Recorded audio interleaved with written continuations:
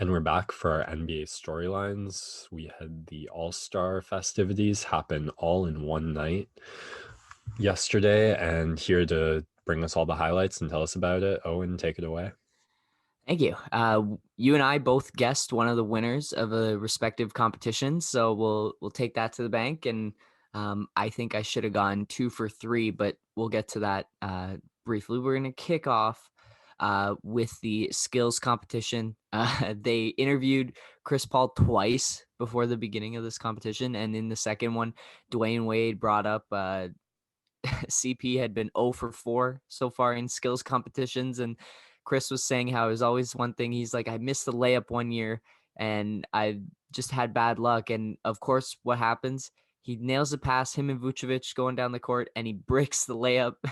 He's got to take it again, really throws him off. And he bricks some threes and ends up losing. And I'm sure he caught a lot of flack for that from his teammates for missing the layup. It was funny. So continual, I guess, skills competition curse for Chris Paul as my boy Domantas Sabonis takes it in a battle of the bigs against Nikola Vucevic in the final. It's kind of funny to watch the big guys lumber up and down the court, but really impressive to see the type of skill that these guys have. That they're going up against these smaller guards, and like I don't know, Luca, just throw it aside because he mailed in the whole night. Like it looked like he was not trying at all for anything. Fair enough. Wait, so I didn't hear. I heard this on a podcast. He played 32 minutes in the All Star game, which is a lot Was compared he to. just invisible for your eyes? Yeah, he's basically. I felt like he was just doing cardio, like just moving up, and then he shot a couple of deep threes. Like he made some buckets, but it seems like he did nothing the entire night. So, and that's fine. That was a theme. Like him and LeBron do a lot for their respective teams, and it looks like they both really took the night off, even if they were there. They weren't really there. Um, But yeah, just looked like in the skills competition, he was not trying at all. He didn't even get out of his warm-ups to do it. So just funny little thing. Moving on to the three-point contest. I think this was probably the most exciting part of the whole night because it went down to the last shot between Mike Conley and Steph Curry, who you picked as a winner. And Steph pulls it out on the very last ball. He also, in his previous run, set a new three-point contest record with 31. Now, I think it's a little bit skewed because now they have the 2 Mountain Dew balls that are worth 3, and they have the whole money rack where each ball is worth 2 for one of the racks. So the scores just have the potential to be higher. So take it with a grain of salt. But like the where he hit 31, he won on he hit every single ball in his last rack, and some of them like the net barely moved. It's just so like some people find the 3-point contest boring, but when it's Steph Curry doing it, like it's mesmerizing because he's just so incredible at what he does, and it looks so effortless. Like he was picking up the trophy. I think it was Kenny was saying like he didn't even break a sweat, and it is like if anyone has ever tried to do a 3-point contest before, it is tiring. Like you have to be in a rhythm. You have to make sure you get them all down in a minute, and you're moving, and you like it's not the most strenuous thing, but it's the pressure of it can be very exhausting. And Steph made it look super, super easy. To me, that's when I do tune in for like an all-star festivities weekend or whatnot, the skills competition that get at like one pure part of the sport, one specific thing, and really let the all-star competitors like actually fully lock in to doing their best in that one pure thing, because they're not going to give 100% in the game itself. You don't want them to, but something like a 3-point contest, they can actually try their best and not mail in. My all-time favorite all-star event is still in the NHL, the one they used to do where it was like sudden death breakaways, because like for the most part the players were actually doing their best to score. And Yeah. so yeah, cool, but Yeah. praise to Seth Def. Yep. And then we had the Dung Contest, which a lot of people did not like. And for obvious reasons, the Dung Contest has slowly become the show off the G League player or the end of the bench guy, because they're the only ones who will A, like take it on because there's the injury risk, and B, like some of the top guys don't want to do it because it's not cool anymore. So if it's not cool, the NBA players aren't going to do it. Um, They only had 3 participants. They tried, so it went really, really quick, which I actually appreciated. Sometimes I find there's too much time in between each competitor going, but this one moved along at a pretty solid pace. And the best dunk of the night was the very first dunk, and I don't think anyone was ready for it. But Cassius Stanley throws the ball up, goes right to left between the legs, and finishes over his head. It was really, really clean, really well done, and he gets a 44 on it.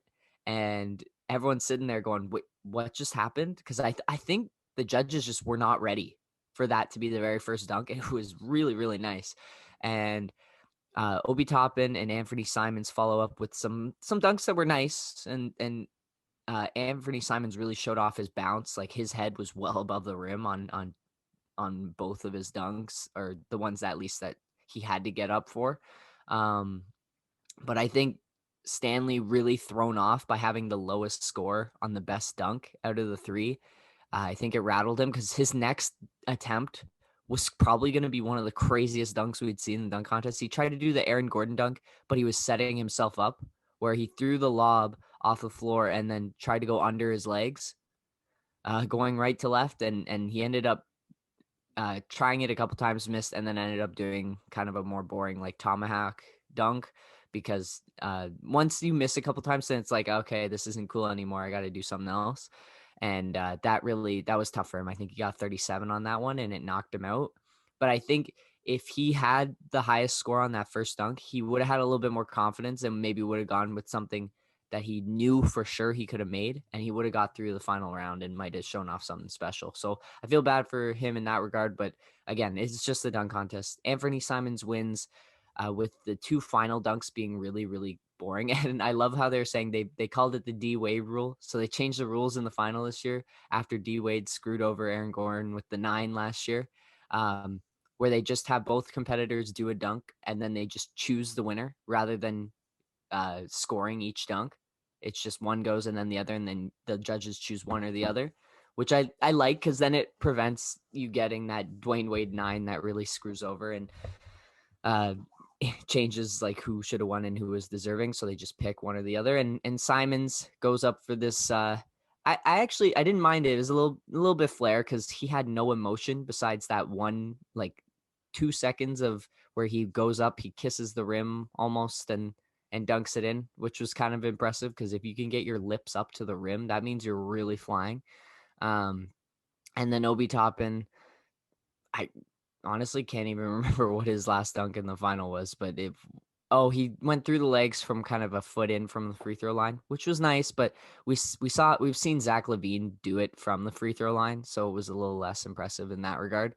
Yeah, those guys showed off their bounce, but nothing super exciting to jump out. Overall, the whole weekend was a little underwhelming, but you can't really hate too much because of the circumstances and no fans, and usually you have all those celebrities there. It's just like the whole weekend itself is usually more of an event. And when you're trying to do it all in the span of like 5 hours, as opposed to having the celebrity game on Friday, the skills competition Saturday, and then the game on Sunday, it's just different. And so you can't be too hard on them because this was mostly a money grab. And I thought for the expectations, it was fine, if not a little bit underwhelming.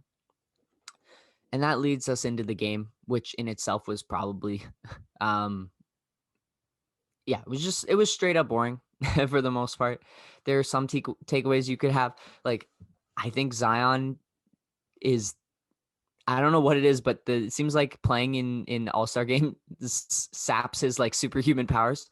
Because we remember last year in the Rising Stars Challenge, he was trying to throw down all these crazy dunks near the end of the game, and he kept bricking them all. And then in this one, he got set up for about 3 or 4 different lobs, and he just didn't finish them. And he had one where he laid it in, like just it looked like he lost some of his ability to jump and ability to finish. It was just funny. And I'm sure there were a lot of kids at home who were disappointed when he wasn't doing some crazy alley-oop stuff that he used to do in high school. So it's just funny. I thought that'll be something to follow in a couple of years because he's going to be in the All-Star game pretty frequently. If the All-Star game is just a Zion stopper in itself. I guess some of Chris Paul's energy got a bit contagious. Yeah, I guess so. Except in the All-Star game itself, Chris Paul becomes more of an assist guy. I think he finished like one assist shy now. So he's got to try and make one more All-Star game. I think he's one assist shy of Magic Johnson for the most assists in All-Star games. Um, because none of his passes in the fourth quarter led to any buckets, but he's right there. I think I don't know, like 10 or assists in the All-Star game are really hard to quantify because it's either guys throwing alley oops or throwing like stretch passes for dunks. Um, there were a lot of 3-pointers in this one. The game score went to 170. So if that says anything, um, Team LeBron won all 4 quarters. So I guess LeBron is the greatest like general manager of all time. Knows how to pick the best All Star team, and like he truly did. Like his team was so much better than Kevin Durant's. It was ridiculous. I kind of saw that coming. I didn't follow the teams too closely, but when I saw LeBron's first pick Giannis, Kevin's first pick Kyrie, it was like, okay, Yeah, and obviously Kevin's team struggled because him, Joel Embiid, and Ben Simmons all didn't play for contact reasons. So that gave them a pretty big hit to the team. But it was not really close. Like Curry and Damian Lillard were flying all over the place, just hitting threes from like they had a half court competition in the midst of like the second quarter, and they both hit one. It was ridiculous.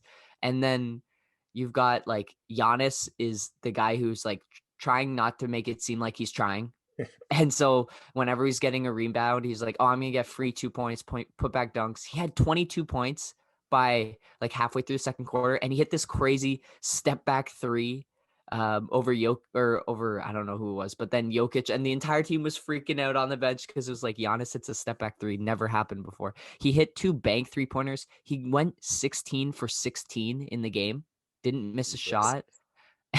And that's why he won the MVP because it seemed he was trying to make it seem like he wasn't trying, but it looked like he was trying, and it was funny. Uh, this one was a little bit disappointing because last year, like it came down to the wire, and there were guys playing defense, and there's that great photo of Giannis guarding LeBron late, and you've got like Spike Lee and all those guys on the sidelines. And this game, just like LeBron's team was so dominant, they had a 20-point lead going into the fourth and you add the 24, and then with Curry and Dame just hitting these ridiculous 3-pointers, it just it didn't really get close. You were hoping that Team KD could mount some sort of comeback, but it wasn't meant to be. And Damian Lillard hits an absurd half court 3-pointer to end the game.